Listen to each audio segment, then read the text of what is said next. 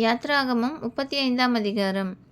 மோசே இஸ்ரவேல் புத்திரராகிய சபையார் எல்லாரையும் கூடிவர செய்து அவர்களை நோக்கி, நீங்கள் 6 நாள் வேலை செய்ய வேண்டும். 7ஆம் நாளோ உங்களுக்கு பரிசுத்த நாளாய் இருப்பதாக. அது கர்த்தருக்கென்று ஓய்ந்திருக்கும் ஓய்வு நாள். அதிலே வேலை செய்கிறவன் எவனும் கொலை செய்யப்பட கடவன். ஓய்வு நாளில் உங்கள் வாசஸ்தலங்களில் எங்கும் நெருப்பு மூட்டாதிருப்பீர்களாக என்னும் இவ்வார்த்தைகளை கைக்கொள்ளும்படி கர்த்தர் கட்டளையிட்டார் என்றான்.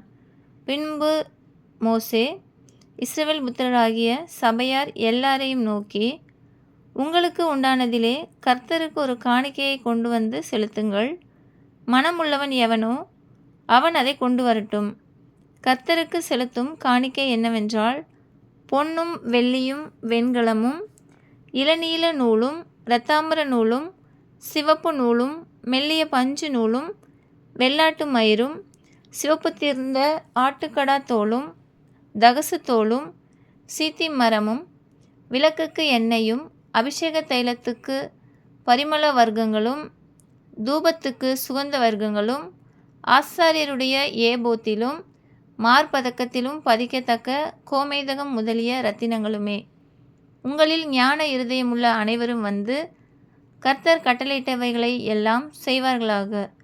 வாசஸ்தலத்தையும் அதின் கூடாரத்தையும் அதின் மூடியையும் அதின் கொக்கிகளையும் அதின் பலகைகளையும் அதின் தாழ்பால்களையும் அதின் தூண்களையும் அதின் பாதங்களையும் பெட்டியையும் அதின் தண்டுகளையும் கிருபாசனத்தையும் மறைவின் திரைச்சீலையையும் மேஜையையும் அதின் தண்டுகளையும் அதின் சகல பனிமுட்டுகளையும் சமூகத்தப்பங்களையும் வெளிச்சம் கொடுக்கும் குத்து விளக்கையும் அதின் கருவிகளையும் அதின் அகல்களையும் வெளிச்சத்துக்கு எண்ணெயையும் தூபபீடத்தையும் அதின் தண்டுகளையும் அபிஷேக தைலத்தையும் சுகந்த தூப வர்க்கத்தையும் வாசஸ்தலத்தின் வாசலுக்கு தொங்கு திரையையும் தகன பலிபீடத்தையும் அதின் வெண்கல சல்லடையையும் அதின் தண்டுகளையும் அதின் சகல பனிமுட்டுகளையும் தொட்டியையும் அதின் பாதத்தையும் பிரகாரத்தின் தொங்கு திரைகளையும் அதின் தூண்களையும்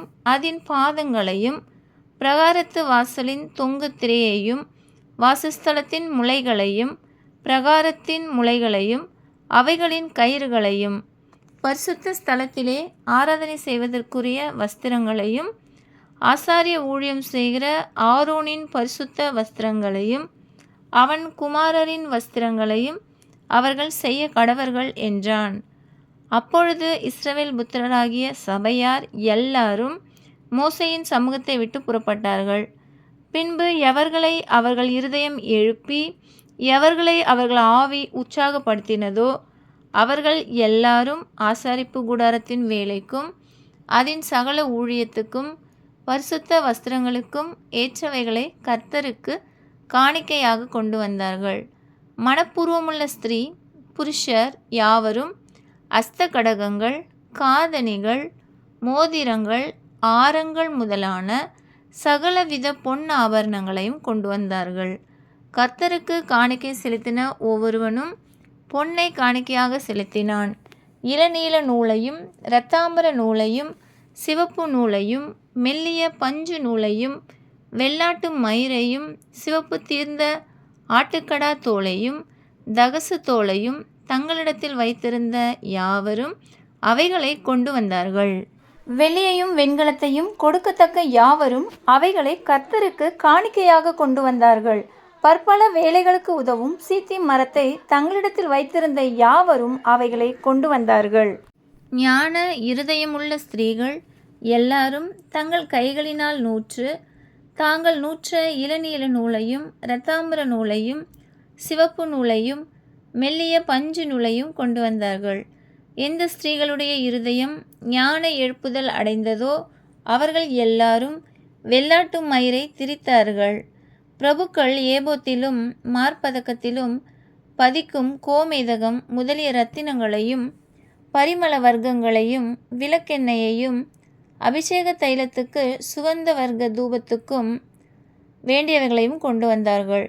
செய்யப்படும்படி கர்த்தர் மோசேயை கொண்டு கற்பித்த வேலைக்குரிய யாவையும் கொண்டு வர இஸ்ரவேல் புத்திரருக்குள் தங்கள் இருதயத்தில் உற்சாகமடைந்த ஸ்திரீ புருஷர் யாவரும் கர்த்தருக்கு காணிக்கையை மனப்பூர்வமாய் கொண்டு வந்தார்கள். பின்பு மோசே இஸ்ரவேல் புத்திரரை நோக்கி, பாருங்கள், கர்த்தர் யூதாவின் கோத்திரத்தில் ஊரின் மகனான ஊரியின் குமாரன் பெசலெயேலை பேர் சொல்லி அழைத்து, அவன் விசித்திரமான வேலைகளை யோசித்து செய்யவும், பொன்னிலும் வெள்ளியிலும் வெண்கலத்திலும் வேலை செய்யவும், இரத்தினங்களை முத்திரை வெட்டாக வெட்டி பதிக்கவும், மரத்தில் சித்திர வேலை செய்து சகல வினோதமான வேலைகளை செய்யவும் அவனுக்கு ஞானத்தையும் புத்தியையும் அறிவையும் அருளி, அவன் சகலவித வேலைகளையும் செய்யும்படி தேவ ஆவியினாலே அவனை நிரப்பினார். அவன் இருதயத்திலும் தான் கோத்திரத்து அகிசாமாகின் குமாரனாகிய அகோலியாபின் இருதயத்திலும் போதிக்கும் வரத்தையும் அருளினார். சித்திர வேலையையும் சிற்ப வேலையையும் இளநீல நூலும் இரத்தாம்பர நூலும் சிவப்பு நூலாலும் மெல்லிய பஞ்சு நூலாலும் செய்யப்படும் விசித்திர தையல் வேலையையும் சகல விசித்திர நெசவு வேலைகளையும் வினோதமான வேலைகளை யூகிக்கிறவர்களும் செய்கிறவர்களும் நிறைவேற்றும் சகலவித வேலைகளையும் செய்யும்படிக்கு அவர்களுடைய இருதயத்தை ஞானத்தினால் நிரப்பினார் என்றான். ஆமென்.